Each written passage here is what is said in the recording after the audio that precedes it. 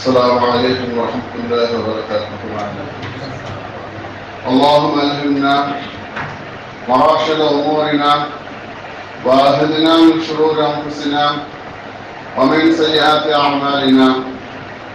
اللهم صل على سيدنا محمد وعلى آل سيدنا محمد كما تحب وترضى عدد ما تحبه وترضى.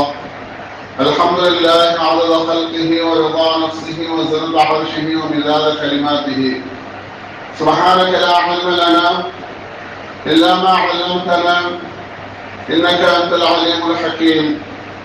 نحمده ونصلي على رسوله الكريم. أما بعد، فقد قال الله تعالى في القرآن العظيم والفرقان المجيد ومحكم التنزيل: أعوذ بالله من الشيطان الرجيم، بفضل بسم الله الرحمن الرحيم. قل اللهم مالك الملك تؤتي الملك من تشاء وتنزع الملك ممن تشاء وتعز من تشاء وتضل من تشاء بيدك الخير إنك على كل شيء قدير. صدق الله العلي العظيم. وقال النبي صلى الله عليه وسلم: يا معاذ أمسك عليك لسانك. صدق النبي صلى الله عليه وسلم. நிறைவுடைய வாழ்வழித்து நெடுநிலத்தை காப்பதற்கு மறையளித்த மன்னவனுக்கே மாபெரும் புகழனைத்தும். யாரை படைக்கவில்லை என்று சொன்னால் உலகத்தையும் உலகத்தில் உள்ளவர்களையும் படைத்திருக்க மாட்டேன் என்று சொன்னானோ அத்தகைய பெருமானார் ரசூலே கரீம் ஸல்லல்லாஹு அலைஹி வஸல்லம் அவர்களின் மீதும் அவர்களை பின்பற்றிய உத்தம சத்திய சஹாபாக்கள், தாபிஈன்கள், தபஅ தாபிஈன்கள், ஷுஹதாக்கள், நாதாக்கள், நல்லவர்கள், நம்மவர்கள், உலகத்தில் உண்டான முஸ்லிமான முஃமினான ஆண் பெண் மனிதர்கள் மீதும், குறிப்பாக இங்கு அமர்ந்திருக்கும் மனிதர்கள் மீதும், நம்முடைய மஹல்லாவாசிகள் மீதும், நம்முடைய குடும்பத்தார்களின் மீதும் இறைவனின் சாந்தியும் சமாதானமும் என்றென்றும் நிலவட்டுமாகுக, அருளட்டுமாகுக, பொழியட்டுமாகுக. ஆமீன். அல்லாஹ்வுடைய பள்ளியிலே மதிய வேளையிலே ஜும்மாவுடைய நாளையிலே நாம் இன்று ஒன்று கூடியதை போன்று நாமும் நம்முடைய குடும்பத்தார்களும் அகில உலக இஸ்லாமியர்களும் உயர்ந்த சொர்க்கமான ஜன்னத்துல் ஃபிர்தௌஸில் ஒன்று கூடும் பாக்கியத்தை அல்லாஹ் தஆலா நசீபாக்குவானாக. ஈசவி வருடம் 19/4/2024 வருடத்தில் ஹிஜ்ரி 10வது மாதமான ஷவ்வால் பிறை 9ஆம் நாள் 2வது ஜும்மாவிலே 1445ஆம் வருடத்தில் அமர்ந்திருக்கின்றோம். அல்ஹம்துலில்லாஹ். 18வது நாடாளுமன்ற தேர்தலுடைய ஓட்டை இன்று சிலரோ பலரோ நிறைவேற்றியவர்களாக, மீதி இருப்பவர்கள் இன்னும் நிறைவேற்றுவதற்கு ஆயத்தமாக இருக்கின்றோம். அல்லாஹ் தஆலா இந்தியர்களுக்கும் இஸ்லாமியர்களுக்கும் தமிழர்களுக்கும் பாதுகாப்பான நல்லதொரு ஆட்சியை தந்தருள்வானாக. பொதுவாக தேர்தல் வர்றதுக்கு முன்னால நம்மள நிறைய பேர் இவிஎம் மிஷின் எல்லாம் அவங்கதான் தயாரிக்கிறாங்க. எதை அமுத்தினாலும் அவங்க நினைச்சதுதான் வருது, எப்படின்னு தெரியல. 2 தடவை அஸ்ரபலத்தோடு வந்துட்டார்கள். 3வது தடவை வந்துவிட்டால் எல்லா இடத்திலும் அவர்கள்தான் அனைத்து துறைகளிலும் இருக்கிறார்கள். என்ன செய்தாலும் அவர்கள் தான் வருவார்கள். என்ன ஆகுமோ என்றெல்லாம் நிறைய நபர்கள் பேசிக் கொள்கிறோம். அப்படி பேசுவது தவறு. ஏன்னா எல்லா சூழ்நிலைகளிலும் எல்லா காலகட்டத்திலும் மனிதனுடைய வெற்றியா இருந்தாலும் தோல்வியாக இருந்தாலும் இன்பமாக துன்பமாக இருந்தாலும் ஆட்சி அதிகாரத்தை அல்லாஹ் தான் கொடுக்கிறான். ஆட்சி அதிகாரத்தை யாருக்கு கொடுத்தானோ அவரிடமிருந்து அதை பிடுங்கி விடுகிறான். நான் முந்தைய ஓதிய வசனத்தில் மாலிகல் முல்கி துத்தில் முல்க மன் தஷா, ஆட்சியாளர்களுக்கெல்லாம் பெரிய ஆட்சியாளன் அல்லாஹ் தான். அவன் யாருக்கு நாடுகிறானோ அவன் ஆட்சியை கொடுக்கிறான். அவன் யாரை நாடுகிறானோ யாருக்கு கொடுத்திருந்தானோ அவரிடமிருந்து அதை எடுத்து மற்றவர்களுக்கு அதை கொடுத்து விடுவார். இப்ப எப்படின்னு சொன்னா, நல்லவர்கள் செய்யக்கூடிய நன்மையின் காரணமாக அவர்களுக்கு வரக்கூடிய ரஹமத்தான மழை எல்லோருக்கும் கிடைக்கும். அதே போன்று பொல்லோர்கள் பாவம் செய்யக்கூடியவர்களுக்கு வரக்கூடிய வேதனை நல்லவர்களையும் பாதிக்கும். அப்ப மூசா, நம்ம பாவமான காரியங்களை முஸ்லிம்களையும் நிறைய நபர்கள் செய்கிறோம். ஆனால் அல்லாஹ் தஆலா அவகாசம் கொடுப்பான். இந்த வயது வரைக்கும் இவர் பிறந்துட்டார், இறக்கிற வரைக்கும் வயசெல்லாம் நிர்ணயிச்சுட்டான். அப்படி நிர்ணயிச்சுட்டு பாவம் யாராவது செய்தாங்கன்னு சொன்னா அந்த பாவத்திலிருந்து விடுபடுறதுக்காக வேண்டி அல்லாஹ் தஆலா அவங்க ஆயுளை நீளமாக்கி அவங்க அந்த பாவத்திலிருந்து விடுவாங்களான்னு சொல்லி அவகாசம் கொடுக்கிறான். அதே மாதிரி தான் கலிமா சொல்லாதவர்களில் அநியாயக்காரர்கள், அட்டுழியம் செய்யக்கூடியவர்கள், பாவம் செய்பவர்கள் இருந்தாலும் அவர்களுக்கும் அல்லாஹ் தஆலா அவகாசத்தை கொடுப்பான். இப்ப மாறுவாங்க, அப்ப மாறுவாங்க. ஏன்? அவங்க மூலியமாகவே நமக்கு இஸ்லாத்தை பலப்படுத்தவும் செய்வான், வலுப்படுத்தவும் செய்வான். அப்ப அந்த மாதிரி நாம எல்லா சூழ்நிலையிலும் நமது நம்பிக்கையை அல்லாஹ் மீதுதான் வைக்க வேண்டும். ஏனென்று சொன்னால்,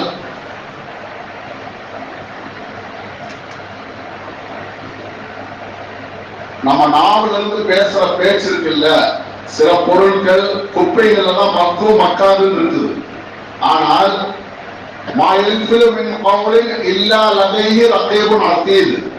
நாம் நம்முடைய நாவிலிருந்து எதையாவது பேசிவிட்டால், தெரியாம விளையாட்டாக தமாசாக எதையாவது பேசிவிட்டால் அது மக்காத குப்பையாக இருக்கும்.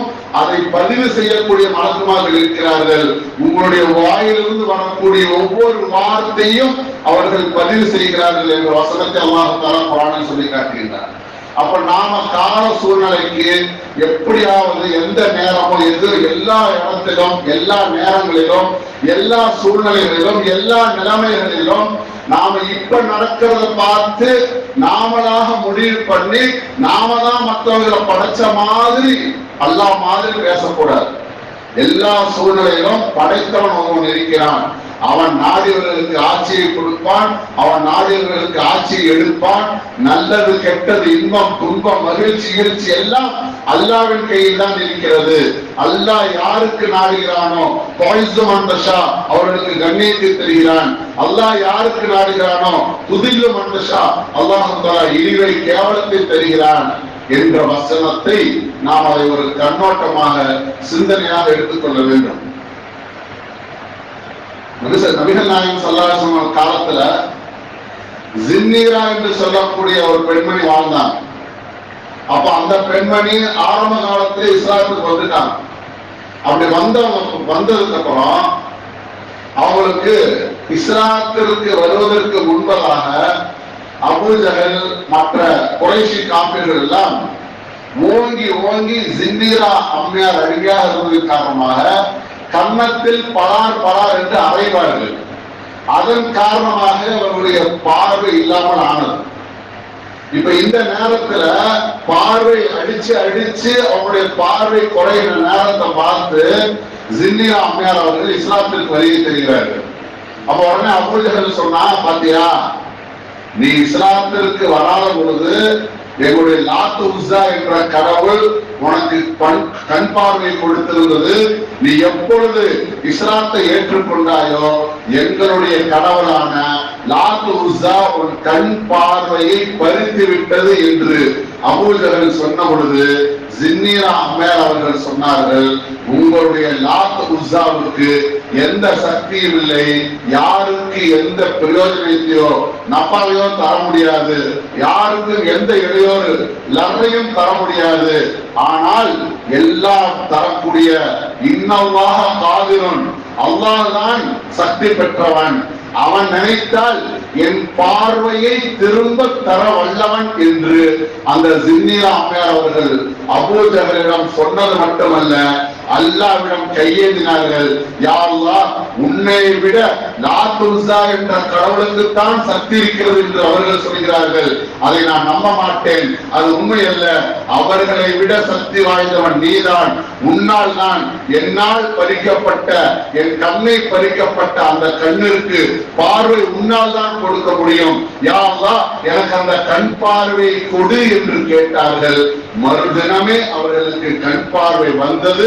அதற்கு பிறகு சின்னீர் அம்மையார் அவர்கள் அபூ ஜஹல் மற்றவர்கள் சொன்ன பொழுது அவர்கள் சொன்னார்கள், இன்னஹாதா முஹம்மது சிஹரோன், இது முகமது நபி ஸல்லல்லாஹு அலைஹி வஸல்லம் சூனிய வகைகளில் இது ஒரு வகை என்று அவர்கள் தன்னுடைய சொல்லை மாற்றிக்கொண்டார்கள்.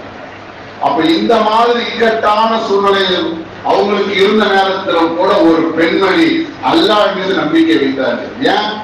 இப்ராஹிம் அலைஹிஸ்ஸலாத்து வஸ்ஸலாம் அவர்கள் மக்காவுல அல்லாஹ்வுடைய சொல்லை கேட்டு தன்னுடைய மனைவி ஹாஜரா அம்மையாரையும் இஸ்மாயில் அலைஹிஸ்ஸலாத்து வஸ்ஸலாம் அவர்களையும் அன்றைய மக்காவில் எந்த ஒரு மனிதர்களும் இல்லாத, உண்ண உணவும் குடிக்க நீரும் அல்லாத அந்த ஒரு பாலைவன வனாந்தர காட்டிலே தன்னந்தனியாக அல்லாஹ்வுடைய கட்டளை கிணங்க விட்டு போகக்கூடிய நேரத்தில் ஹாஜரா அம்மையார் அவர்கள் இப்ராஹிம் அலைஹிஸ்ஸலாத்து வஸ்ஸலாம் அவர்களை பார்த்து கேட்டார்கள், அல்லாஹ்வுடைய கட்டளை என்று கேட்டார்கள்.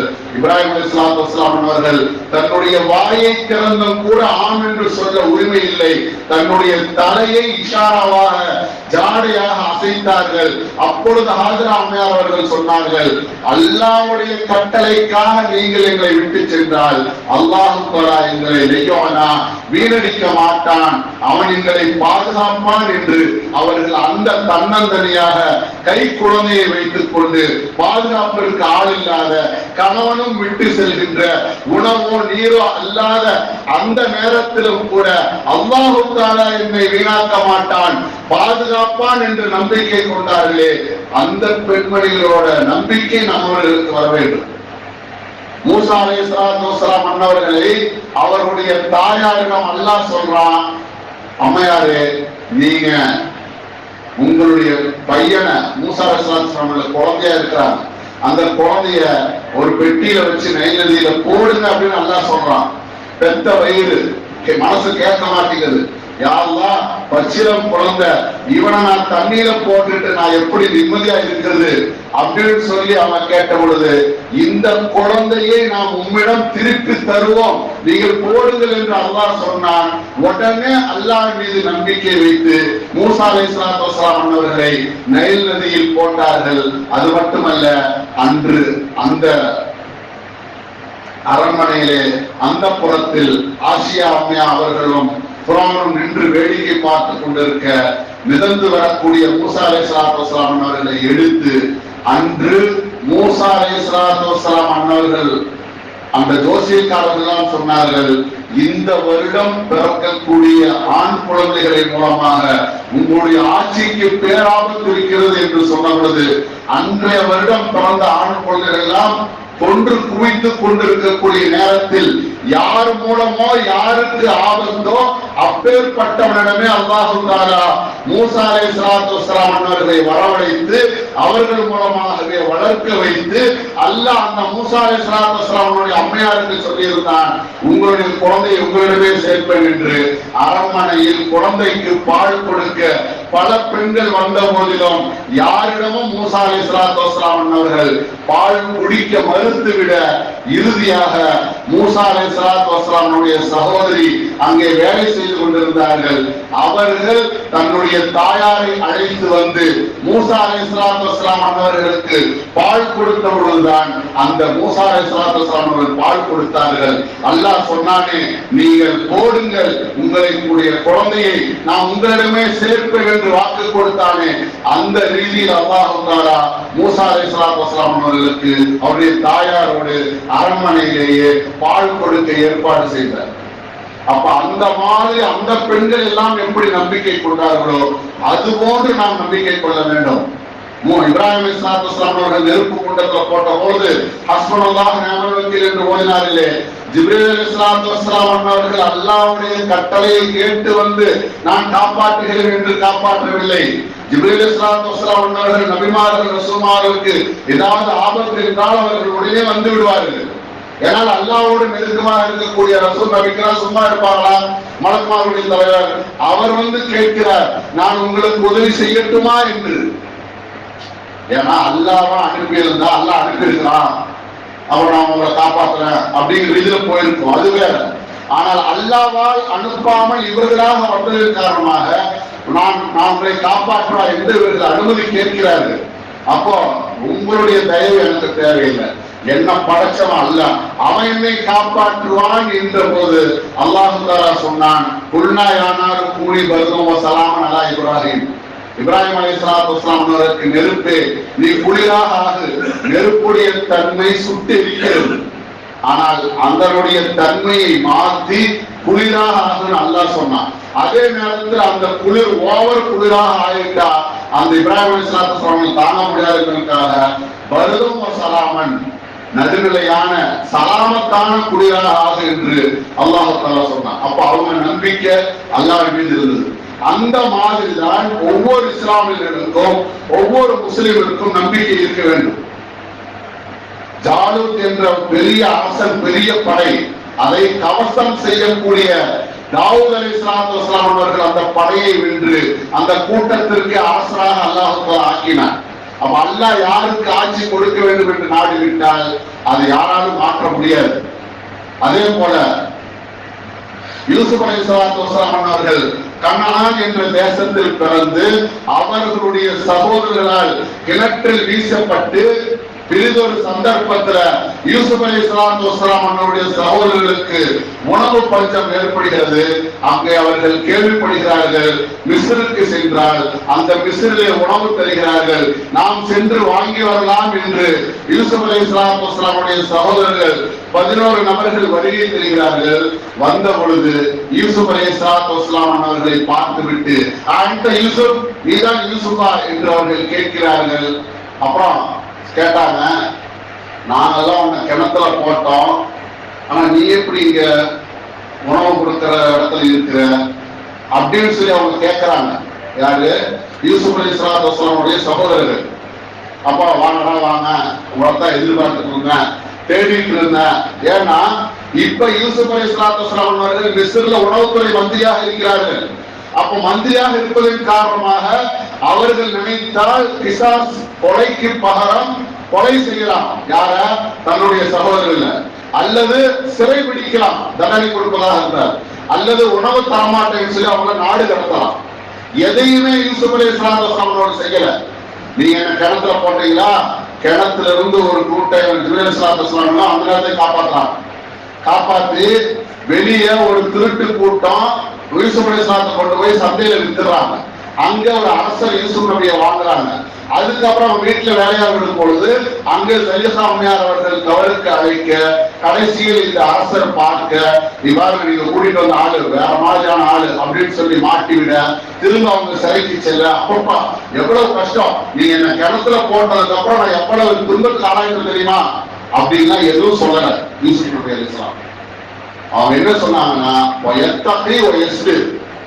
கிணத்துல நீங்க போட்டீங்கல்ல, போட்டுட்டு இப்ப நான் உங்களுக்கு எல்லாம் உணவு கொடுக்கறல, இந்த இடத்துக்கு வந்திருக்கிறேன்னு, இப்படி நான் வர்றதுக்கு 2 காரணம். ஒண்ணு வயசு நான் அல்லாஹ்வை பயந்தேன், அந்த அம்மா என்னை தவறுக்கு அழைத்த பொழுதும் நான் அல்லாஹ்வை பயந்தேன். கிணற்றில் நீங்கள் போட்டதிலிருந்து நான் சிறைக்கு சென்று இப்பொழுது உணவுத்துறை மந்திரியாக இருக்கும் நேரம் வரைக்கும் பொறுமையாக இருந்தேன். இந்த 2 காரணத்தின் காரணமாகத்தான் நான் இன்று உணவுத்துறை மந்திரியாக இருக்கிறேன் என்று சொல்லி அந்த யூசுப் அலைஹிஸ்ஸலாத்து வஸலாம் அவர்கள் அந்த சகோதரருடைய பாவங்களை மன்னித்து அவர்களுக்கு உணவை கொடுத்து அனுப்பினார்கள். அப்ப சாதாரண கிணற்றில் போடப்பட்ட கனான் என்ற கிணற்றில் போடப்பட்ட யூசுப் நபி அல்லாஹ்வுடைய நாட்டத்தின் காரணமாக மிஸ்ர் தேசத்தின் உணவுத்துறை மந்திரியாக நியமிக்கப்பட்டார். அப்ப அல்லாஹ் நாடினால் எதுவும் நடக்கும் என்ற நம்பிக்கை நம்முடைய மனதில் வர வேண்டும். முஹம்மது நபி ஸல்லல்லாஹு அலைஹி வஸல்லம் அவர்களுக்கு மக்காவில் 13 வருடம் தொந்தரவு கொடுத்தார்கள்.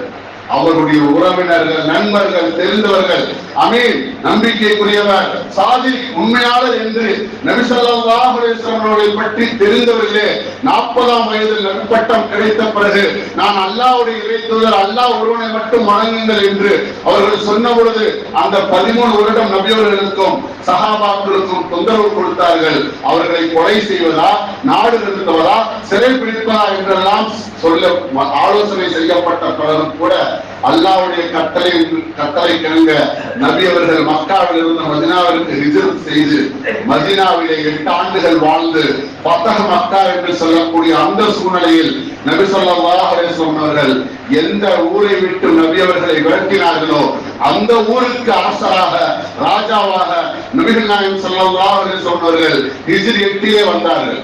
அப்ப யாருக்கு ஆட்சி இல்லாமல் இருந்து யாரை விரட்டினார்களோ அவர்களுக்கு அல்லாஹு தஆலா அந்த மக்கா மதீனாவுடைய ராஜாவாக, அரசராக அல்லாஹு தஆலா ஆக்கி நபி அவர்களை கண்ணியப்படுத்தினார்.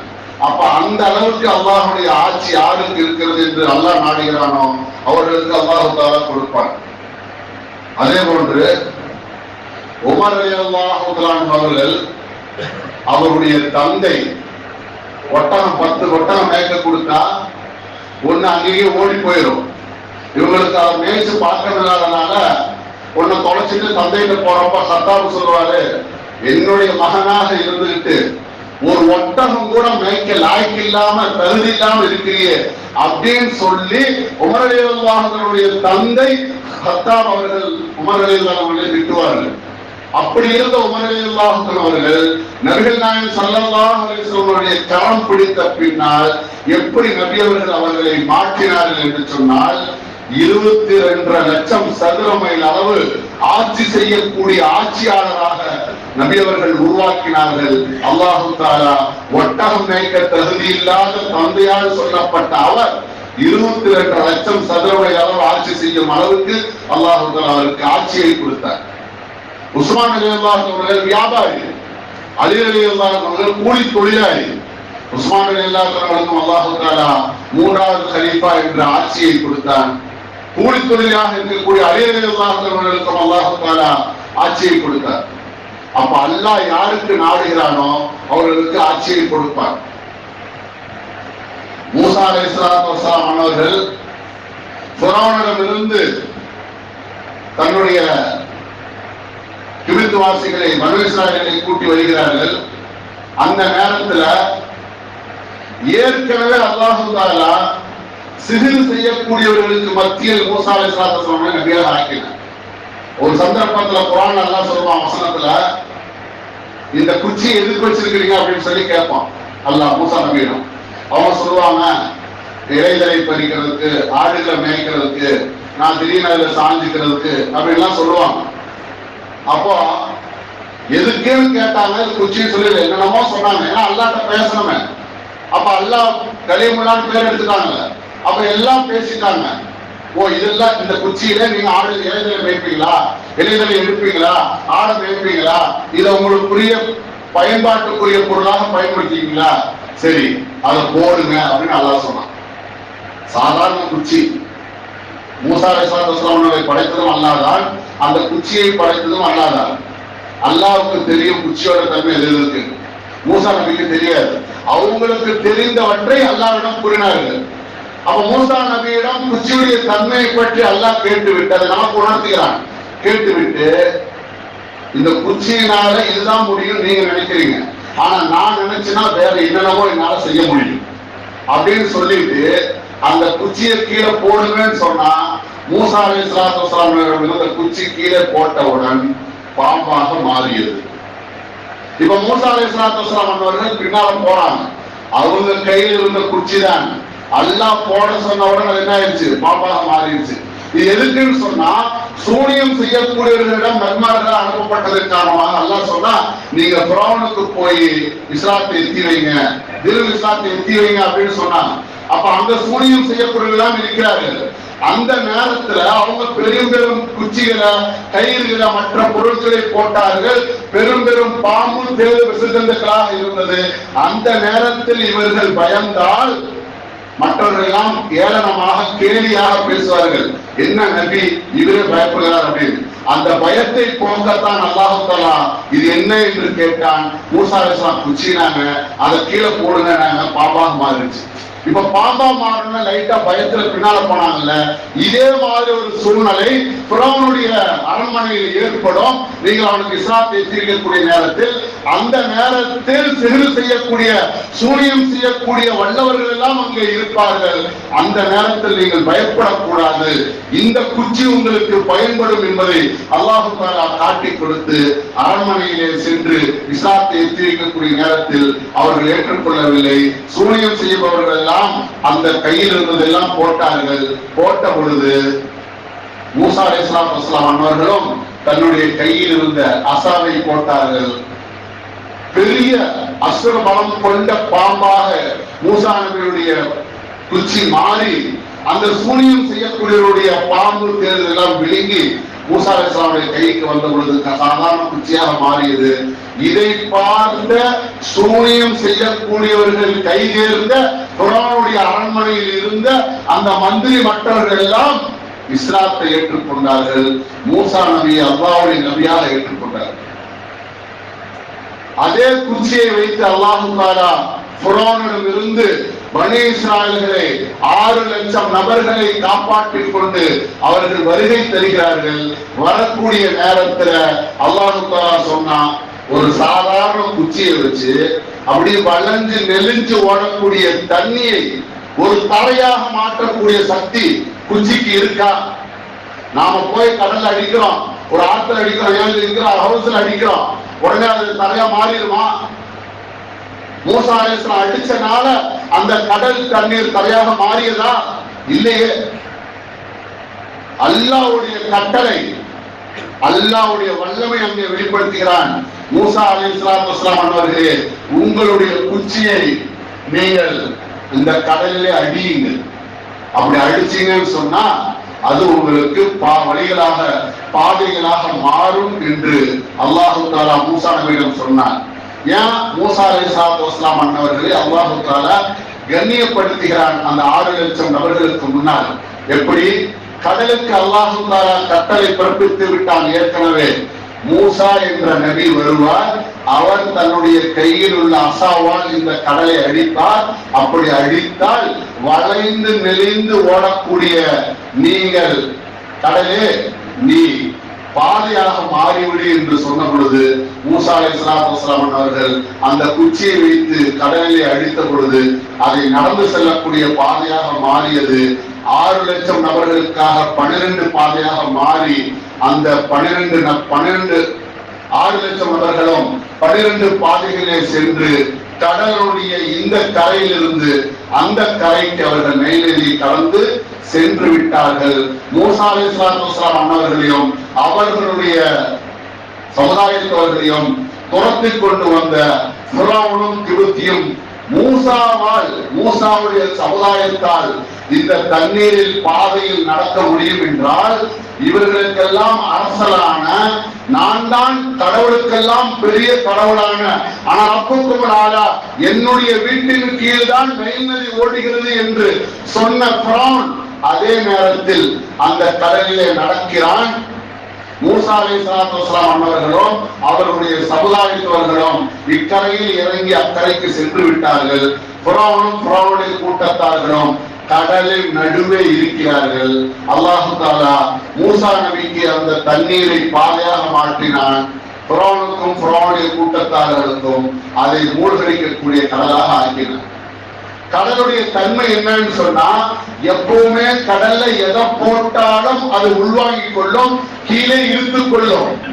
ஆனால் ஃபிரௌனை இந்த மக்களுக்கு, உலக மக்களுக்கு படிப்படியாக அத்தாட்சியாக காட்ட வேண்டும் என்பதற்காக வேண்டி வேற யாரோ ஒருவன் இறந்து இது ஃபிரௌன் இல்ல, எங்க அரசன் அல்ல, இது இன்னொரு மனிதன் அப்படின்னு சொல்லிட முடியும். அதனால் அல்லாஹ் தஆலா என்ன செய்தான் என்று சொன்னால், ஃபிரௌன் எந்த கவச உடையோடு வந்தானோ, ஃபிரௌன் எந்த கிரீடத்தோடு வந்தானோ, அந்த கிரீடம் அவன் தலையில் இருக்க, அவனுடைய கவசம் அவனுடைய நெஞ்சிலே இருக்க, அதோடு அல்லாஹ் தஆலா மூழ்கடித்து கரையில் ஒதுக்கும் பொழுதும் கூட அவருடைய கவசமும் கிரீடமும் அவருடைய உடலை விட்டு பிரியாமல் அல்லாஹ் தஆலா மற்ற சமுதாயத்தினர்கள் இந்த ஃபிரௌனை பார்த்தால், ஆமா இவன் தான் ஃபிரௌன், உண்மையான ஃபிரௌன் என்று சொல்லும் அளவிற்கு அல்லாஹ் தஆலா ஆக்கினார். அப்போ சாதாரண தண்ணீரை வைத்து ஒரு சமுதாயத்தை காப்பாற்ற முடியும், ஒரு சமுதாயத்தை அழிக்க முடியும், அதை பாதுகாப்பாக வைத்தான். அதனால் ஆட்சி என்பது அல்லாஹ்வுடைய கையில் இருக்கிறது. அவன் யாருக்கு கொடுக்க வேண்டும் என்று நாடுகிறானோ அவர்களுக்கு அல்லாஹ் தஆலா கொடுப்பான். அப்ப நாம நம்ம நாவால ஏதாவது சூழ்நிலையை பார்த்து சொல்லக்கூடாது. நபிகள் நாயகம் ஸல்லல்லாஹு அலைஹி வஸல்லம் அவர்கள் முஆத் இப்னு ஜபல் ரலியல்லாஹு அன்ஹு அவர்களை யமனுக்கு ஆளுநராக அனுப்பக்கூடிய நேரத்தில், யா முஆத் அம்சிக் அலைக்க லிசானக, உன்னுடைய நாவை நீ தடுத்துக்கொள், அதாவது உன்னுடைய நாவை நீ கட்டுப்படுத்து. சாதாரணமாக இருப்பவர்களும் நாவை கட்டுப்படுத்த வேண்டும். ஒரு யமன் நாட்டு ஆளுநராக இருக்கக்கூடிய பெரும் பொறுப்பு வகிக்கக்கூடிய நீங்கள் உங்களுடைய நாவை ரொம்ப கட்டுப்படுத்த வேண்டும் என்று நபிகள் நாயகம் ஸல்லல்லாஹு அலைஹி வஸல்லம் சொல்லி தந்தார். ஒரு சந்தர்ப்பத்தில் நோயாளியாக இருக்கக்கூடிய ஒரு மனிதரை நபிகள் நாயகம் ஸல்லல்லாஹு அலைஹி வஸல்லம் பார்க்க போனாங்க. அப்ப அவருக்கு வயசான சூழ்நிலை. அவர் நபி ஸல்லல்லாஹு அலைஹி வஸல்லம் சொன்னாங்க, இன்ஷா அல்லாஹ் அல்லாஹ் பாஸத் அவர் இன்ஷா அல்லாஹ், அல்லாஹ் நாடினால் உங்களுக்கு இந்த நோய் சரியாகும், குணமாயிரும். அப்படிதான் நோயாளியை பார்த்தா சொல்லணும். டாக்டர் எவ்வளவு பயமுறுத்துவாங்க, நர்ஸ் எவ்வளவு பயமுறுத்துவாங்க, கூட இருக்கிறவங்க அப்படி இப்படி, அது கிட்னி, ஹார்ட், மூளை மற்ற வியாதியை பொறுத்து அதனால பாதிக்கப்பட்டவங்க எல்லாம் பொறுத்து இப்ப நம்ம ஆட்சியாளர்கள் பத்தி சொன்னோமே, அது மாதிரி ஒரு கட்டுக்கதையா ஒரு யூகத்துல சொல்லுவாங்க. ஆனா நபி ஸல்லல்லாஹு அலைஹி வஸல்லம் சொன்னாங்க, நோயை கொடுத்தவன் அவன், நோவை சரியாக்குவன் அவன். அதனால் இன்ஷா அல்லாஹ் என்று நோயாளி பார்த்து சொல்லுங்கள், அல்லாஹ் நாடினால் இவரிலிருந்து மீண்டு வருவார் என்று சொல்லுங்கள் என்று நபி ஸல்லல்லாஹு அலைஹி வஸல்லம் சொல்லி தந்தாங்க. அந்த நேரத்துல அந்த வயசானவர் நபி ஸல்லல்லாஹு அலைஹி வஸல்லம் சொல்றாங்களே அப்படிங்கறது கேட்காம, அவருக்கு வயசாயிருச்சு. வயசானவங்க மேக்சிமம் எப்படி இறப்பாங்க, உடல்நிலை சரியில்லாத பொழுது கடுமையான காய்ச்சல் வந்து படுக்க படுக்கையாக இருந்து அவர்கள் அப்படியே இறந்து போவார்களே, அது மாதிரி நாயகமே நீங்க சொல்றீங்க இந்த நோய் சரியாயிருங்க, ஆனா எனக்கெல்லாம் அப்படி நம்பிக்கை இல்லை, எனக்கும் வயசாயிருச்சு, காய்ச்சல் வந்துருச்சு, நான் அப்படியே இதோட அப்படியே முடிஞ்சிடும் போல தெரியுது அப்படின்னு சொன்னாங்க. நபி ஸல்லல்லாஹு அலைஹி வஸல்லம் அப்படியே ஆகட்டும் அப்படின்ட்டாங்க. அப்ப அடுத்த நாள் அவர் அதே காய்ச்சலா மௌத்தா போனார்.